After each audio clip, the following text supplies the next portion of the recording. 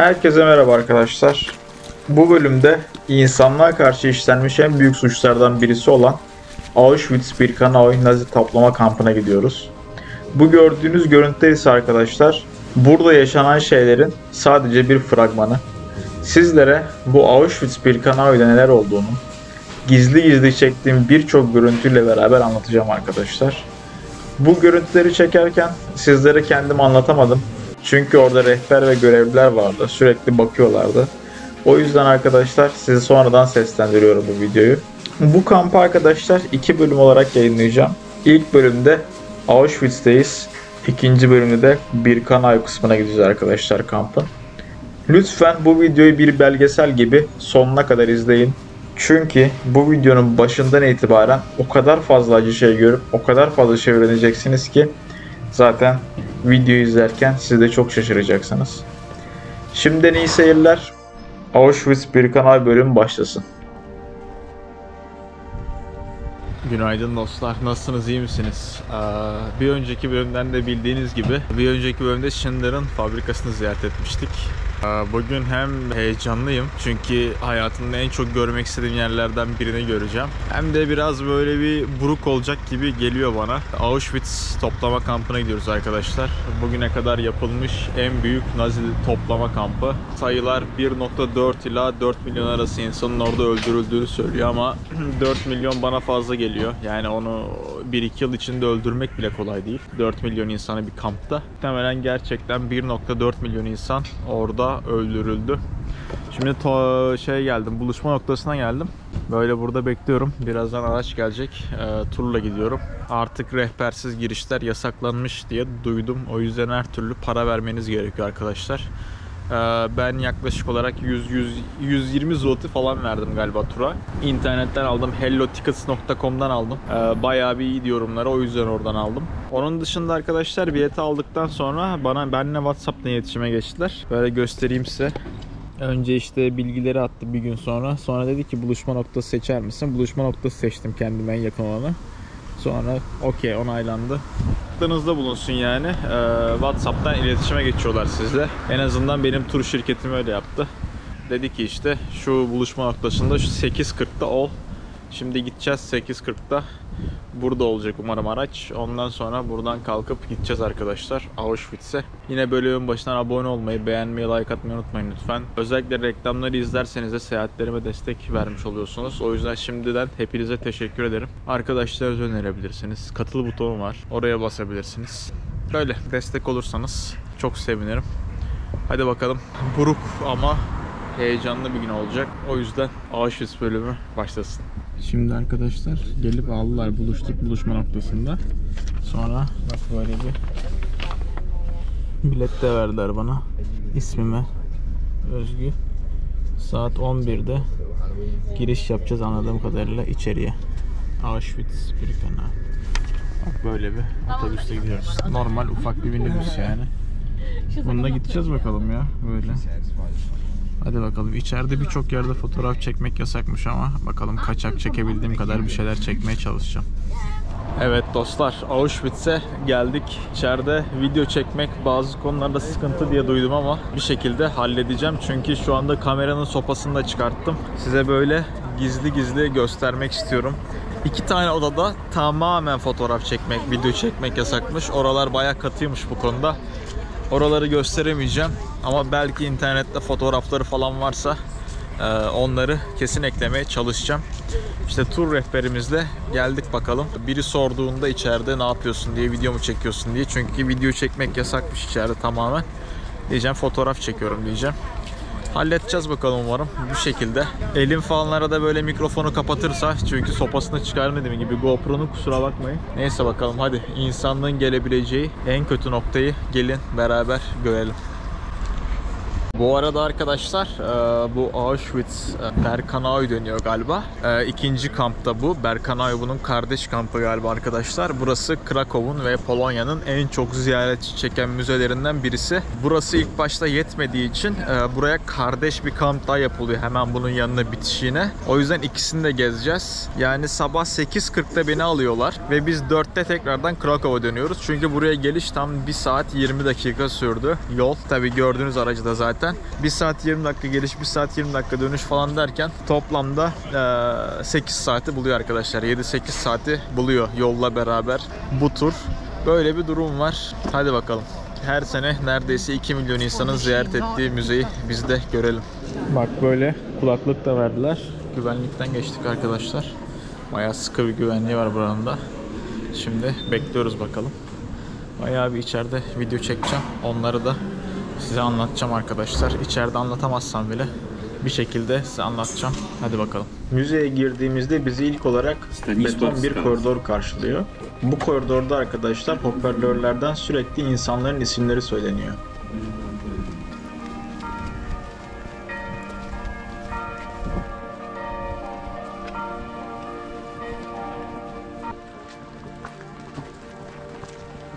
Kampın içine girene kadar kampın dışındaki duvarları buradan görebiliyorsunuz ve burada kısa bir yürüyüş yapıyoruz. Bu yürüyüş sırasında rehberimizin bize ilk söylediği şey ise buranın bir müze olmadığı, buranın aslında bir anıt mezar olduğu. Yani diyor ki biz şu anda bir anıt mezardayız arkadaşlar, bir müzede değiliz diyor.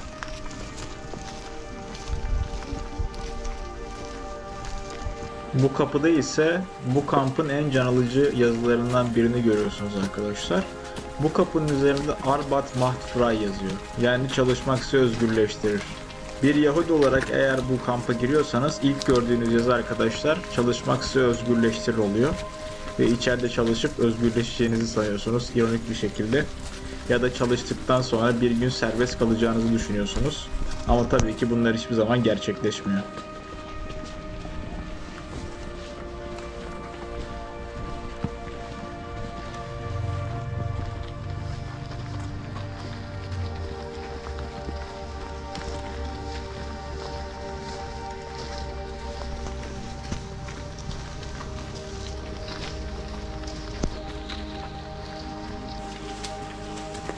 Bu gördüğünüz devasa alanda ise arkadaşlar yüzlerce farklı bina var. Bu binaların her birinin farklı bir amacı var. Kimisi bazen oradaki çalışanların konakladığı binalarken kimisi ise yönetim merkezleri olarak kullanılıyor. Kimisi çamaşırhane olarak kullanılıyor. Kimisi de farklı amaçlara hizmet ediyor. Tabii ki de bu binaların bazılarını birazdan ziyaret edeceğiz. Ama gördüğünüz gibi arkadaşlar burada yüzlerce farklı tuğla bina var. Ve bazılarının bodrum katlarında da belki de eskiden orada mahkumlar yaşıyordu. Orada belki işçiler yaşıyordu. Sadece dili dini ırkı yüzünden oraya hapsedilmiş insanlar. Belki de günde birkaç saat o camdan dışarıya bakıyorlardı.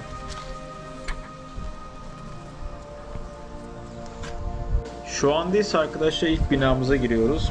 Bu gördüğünüz tabelada ise arkadaşlar geçmişini hatırlamayanlar onu tekrar etmeye mahkumdur diyor. Ne yazık ki şu anda da insanlık olarak biz bunu tekrar yapıyoruz. Eskiden Yahudilerin başına gelen şu anda da Filistinlerin başına geliyor. Yani insanlık olarak geçmişimizi unutmuyoruz ve tekrar aynı hataları yapmaya mahkumuz. Bu gördüğünüz harita ise arkadaşlar Auschwitz-Birkenau kampına Avrupa'nın nerelerinden Yahudilerin ya da Çingenelerin veya sakatların, eşcinsellerin gelip imha edildiğini veya çalıştırıldığını gösteriyor. Gördüğünüz gibi Avrupa'nın hatta dünyanın farklı noktalarından bu kampa gelip bazı insanlar katlediliyor veya çalıştırılıyor. Bu gördüğünüz tabelada ise arkadaşlar Auschwitz'te bugüne kadar öldürülen 1.3 milyon insanın hangi etnik gruba ait olduğunu gösteriyor. Gördüğünüz gibi bunlardan 1.1 milyonu Yahudiler, 140 ila 150 bin arası Polonyalılar, 23 bini Çingeneler ya da Romenler, 15 bin arkadaşlar Sovyet savaş esirleri, 25 bin tanesi de farklı milletlerden esirler arkadaşlar. Gördüğünüz gibi buradaki kurbanların %90'ını yani 1.1 milyonunu Yahudiler oluşturuyor.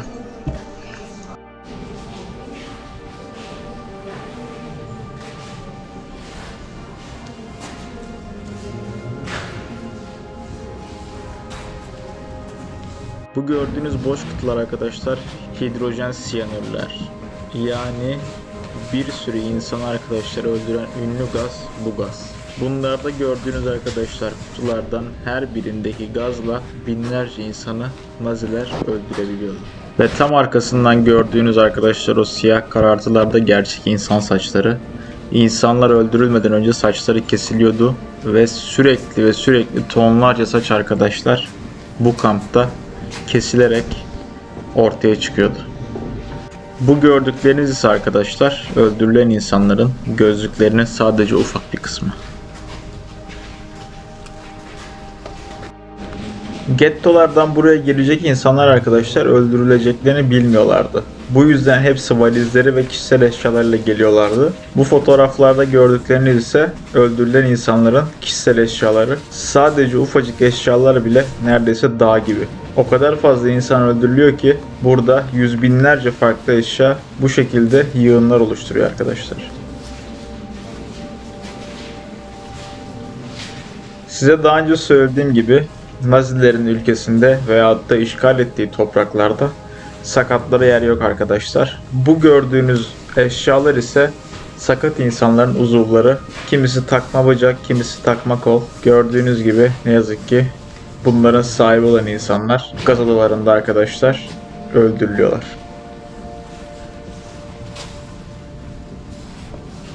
Eğer Auschwitz'i iki kelimeyle açıklamam gerekirse birincisi canice, İkincisi de çok fazla olurdu arkadaşlar. Buradaki her şey çok fazla. Şiddet de çok fazla, acı da çok fazla. Gördüğünüz gibi öldürülen insanlar da çok fazla. Onlardan geriye kalanlar da çok fazla. Sadece bugüne ulaşan ayakkabılar bile binlerce.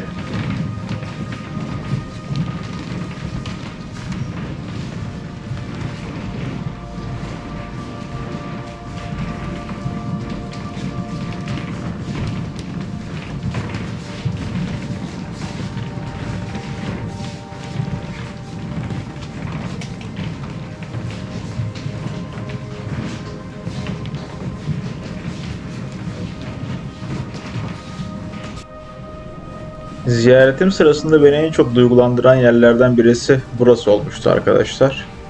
Gördüğünüz gibi bunlar insanların valizleri ve bu valizlerin üzerinde arkadaşlar herkes kendi ismini yazmış. Çünkü kaybolursa tekrardan bulabilmek için. Ama şunu bilmiyorlardı ki bu kampa girdikleri anda duş almak için gittikleri yerin aslında gaz odaları olduğu. Yani hiçbir zaman valizlerini kaybetme şansları bile olmadı bu insanlara. Bu koridor boyunca ise arkadaşlar kampa geldiğinde kayıtları yapılan mahkumların fotoğraflarını görebiliyorsunuz. Burada gördüğünüz neredeyse bütün insanlar arkadaşlar gaz odalarında öldürüldüler. Kimisini durdurup kimisinin yüzlerine bakabilirsiniz. Böylece onların yerine empati kurma şansınız olabilir belki de.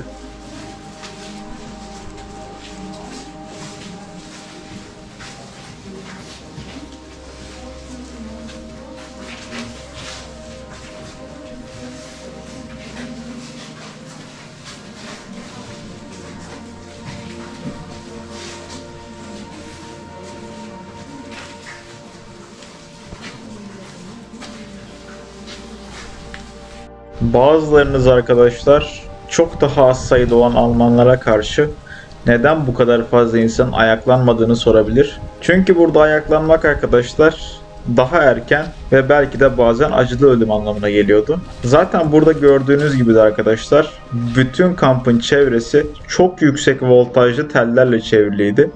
O telleri aşmayı bir şekilde başarsanız bile hemen ardından arkadaşlar muhtemelen kuledeki görevli Almanlar tarafından vurulacaktınız. Bazen tellere yaklaşmanıza bile izin verilmeden vurulacaktınız. O yüzden burada böyle denemeler arkadaşlar anlamsız bir intihardan başka bir şey değildi. Burada gördüğünüz yer ise arkadaşlar insanların kurşuna dizildiği bir duvar. Burada kurallara aykırı bir şey yaparsanız muhtemelen bir manga asker tarafından bu duvarın önünde arkadaşlar kurşuna dizilerek öldürülüyorsunuz. Bu gördüğünüz sokaklar arkadaşlar ufak gibi gözükse de aslında burası Auschwitz 1, yani bilinen adıyla Auschwitz kampı. Auschwitz 2 ise arkadaşlar Auschwitz Birkenau, yani Birkenau kısmı olarak geçiyor arkadaşlar. Gördüğünüz gibi 2. Dünya Savaşı'nın son yıllarında bir keşif uçağının çektiği fotoğrafta da buradaki kampın ne kadar büyük olduğunu görebiliyorsunuz.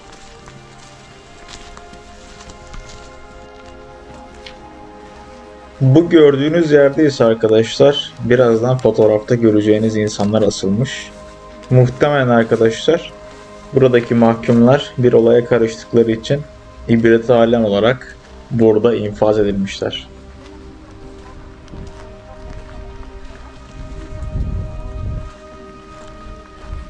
Bu kamp ilk kurulduğunda arkadaşlar herkes tarafından buranın bir çalışma kampı olduğu sanılıyor ve kurulduğu bölgedeki Polonyalılar arkadaşlar, Nazi subayları evlerinden edip o evlerin inşaat malzemelerini bu kampın inşaatında kullanıyorlar arkadaşlar. Ve bu kamp yapıldıktan sadece 2 ay sonra toplu infazlar başlıyor ve çalışamayacak durumdaki bütün savaş esirleri, kadınlar ve çocuklar dahil olmak üzere gaz odalarında arkadaşlar katledilmeye başlanıyor. Daha önce de söylediğim gibi arkadaşlar, buradaki kampın etrafı tamamen yüksek voltajlı elektrikli tellerle çevrili. Yani bu tellere yüklenmek, dokunmak veyahut da tırmanmak imkansız. Zaten bunlara dokunduğunuz an ölüyorsunuz. Ve zaten size daha önce söylediğim gibi tekrardan bu tellere daha gelmeden zaten Nöbetçi Kulesi'ndeki Alman subaylar tarafından çoktan vurulmuş oluyorsunuz arkadaşlar. Aynı zamanda arkadaşlar bu kampın bir müdürü vardı veyahut da komutanı diyelim. İsmi Rudolf Höss'tü. Rudolf Höss arkadaşlar ailesiyle beraber bu gördüğünüz binaların hemen bitişindeki kendi villasında yaşıyordu. Yani şöyle düşünün, kendi çocukları bahçesinde oynarken sadece 50 metre yanında arkadaşlar bir insanlık dramı yaşanıyordu ve kendisi şahsen milyonlarca insanın katledilmesinden sorumlu kişi. Rudolf Höss arkadaşlar savaştan sonra yakalanıyor 1946 yılında ve mahkemeye çıkartılıyor. Mahkemedeki suçlaması 3,5 milyon insanın ölümünden sorumlu olması ama o hala duyarsızca hayır sadece 1,5 ve 2 milyon insan öldü. Geriye kalan hepsi hastalıktan öldü diyor. Ve arkadaşlar ondan sonra da bu krematoryumda yani gaz odasının yanındaki bu gördüğünüz dar ağacında arkadaşlar kendisi asılıyor ve idam cezasına çarptırılmış oluyor böylece. Yani 2 milyon insanı öldürdüğü villasının yanında arkadaşlar kendisi de asılarak öldürülüyor. Şimdi ise arkadaşlar Auschwitz 1 kampındaki krematoryuma giriyoruz. Burası bir gaz odası. İnsanlar arkadaşlar ilk kampa geldikleri zaman duş alacaksın denerek bu gaz odalarına sokuluyorlardı arkadaşlar. İnsanlar tamamen çıplak bir şekilde bu gaz odalarına giriyorlardı. Gerçekten de duş başlığı gibi gözüken şeyler vardı arkadaşlar duvarlarda ve tavanda. Ama hiçbir zaman insanların beklediği gibi bu deliklerden su gelmedi. Tam tersine zehirli gaz geldi ve binlerce insan arkadaşlar bu gaz odalarında katledildi ve öldürüldü.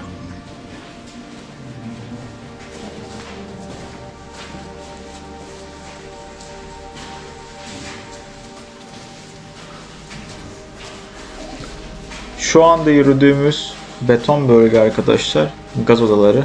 Yani insanlar gaza burada maruz kalıyorlardı. Ve yaklaşık birkaç dakika sonra arkadaşlar içerideki bütün insanlar katledildikten sonra kapılar açılıyordu. İçeriye görevliler giriyordu ve içerideki cesetleri yakmaya başlıyorlardı arkadaşlar. Birazdan göreceğimiz krematoryum yani diğer adıyla cesetlerin yakıldığı yer diyelim. 24 saatte arkadaşlar 340 cesedi yakabiliyordu. Zaten amaç da buydu. Cesetlerin yakılması ve böylece daha fazla yer kaplamaması. Çünkü 1,3 milyon cesedi ne gömebilecek ne de saklayabilecek bir yer yoktu arkadaşlar.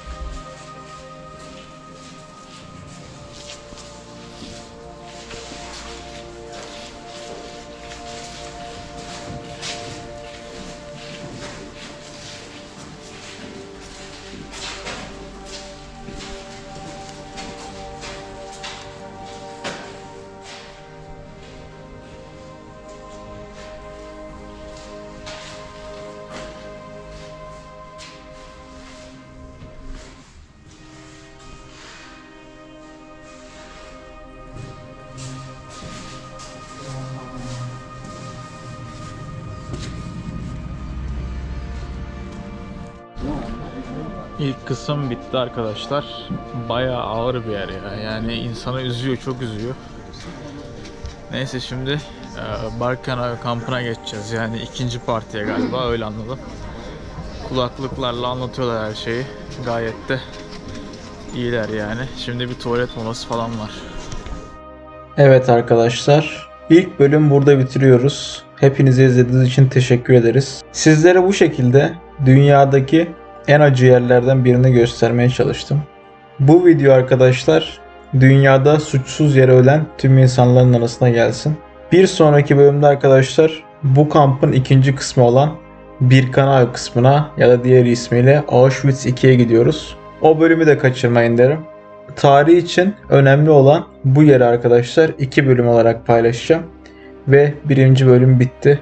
Lütfen abone olmayı unutmayın. Beğenin, yorumlarınızı yazın.